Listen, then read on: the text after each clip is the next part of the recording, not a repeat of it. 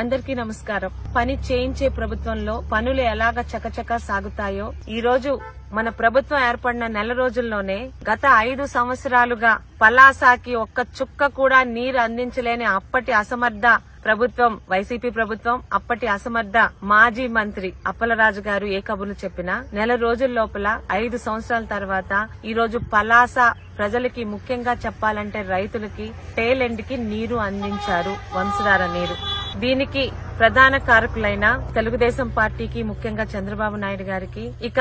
మా జిల్లా మంత్రిగా మరియు ఇరిగేషన్ మీద ఒక శ్రద్ధ ఉండి వ్యవసాయ శాఖ మంత్రిగా ఉన్న అచ్చెన్నాయుడు గారికి, రామ్మోహన్ నాయుడు గారికి, అలాగే వారి తాలూకా ఆదేశాలతో చకచకా పనులను పూర్తి చేసి 5 సంవత్సరాలుగా నిర్లక్ష్యానికి గురైన కాలువల్ని జంగిల్ క్లియరెన్స్ చేసి మొత్తం చెత్త చెదారాలు తొలగించి వారం రోజుల క్రితం గొట్టా బ్యారేజ్ దగ్గర వదిలిన నీరుని ఈ రోజు ఉదయం పలాసకి తీసుకొచ్చిన ఇరిగేషన్ శాఖ అధికారులందరికీ కూడా పలాస శాసనసభ్యురాలిగా మా రైతులందరి తరపున మీ అందరికీ పేరు పేరున మనస్ఫూర్తి ధన్యవాదములు తెలుపుకుంటున్నాను. ఇప్పుడు చెప్పండి అప్పలరాజు గారు, గత 4 సంవత్సరాలుగా మంత్రిని అంటూ ఈ రోజు ముందొక కారు వెనకొక పోలీస్ కారు తిప్పుకోవడం కాదు, ప్రజల మీద శ్రద్ధ ఉంటే ఎలా పని చేయించుకోవాలో ఇప్పుడు చూసి నేర్చుకోండి. ఎంతసేపు 4 సంవత్సరాలుగా భూ కబ్జాలు చేయడంలోని, కాలువలు కొండలు మింగడంలోని, ముఖ్యంగా ఒక మహిళనైనా నన్ను సోషల్ మీడియాలో అసభ్యంగా అగౌరవంగా మాట్లాడించడంలోని పొందిన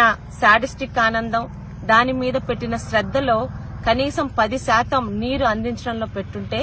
ఈ రోజు మీరు అంత ఘోరంగా ఓడిపోయి ఉండేవారు కాదు. ఈ రోజు 40,000 మెజార్టీతో ఒక ఆడపిల్లనైనా నన్ను నమ్మి ప్రతి చేనుకి నీరు, ప్రతి చేతికి పని అని నేను చెప్పిన నినాదాన్ని మీద నమ్మకంతో నాకు ఓట్లేసి గెలిపించిన పలాస ప్రజలకు మీ ఆడపిల్లగా, మీ శాసనసభ్యురాలిగా మీకు చెప్పిన మాటని నేను ప్రమాణ స్వీకారం చేసిన నెల రోజుల లోపల పూర్తి చేసేలా నాకు సహాయ సహకారాలు అందించిన అచ్చెన్నాయుడు గారికి, జిల్లా ఇరిగేషన్ అధికారులకు,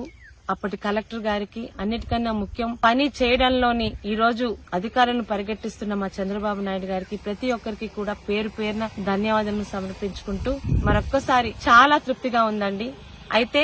కుటుంబంతోని మొదటిసారి తిరుమల దర్శనం చేసుకోవడానికి తిరుపతి వచ్చిన నేను ఆ కార్యక్రమంలో అక్కడ స్వయంగా పాల్గొనకపోయినా 5 సంవత్సరాల తర్వాత ఆ రైతులకి నీరు అందించడంలో ఉన్న తృప్తి ఏంటో,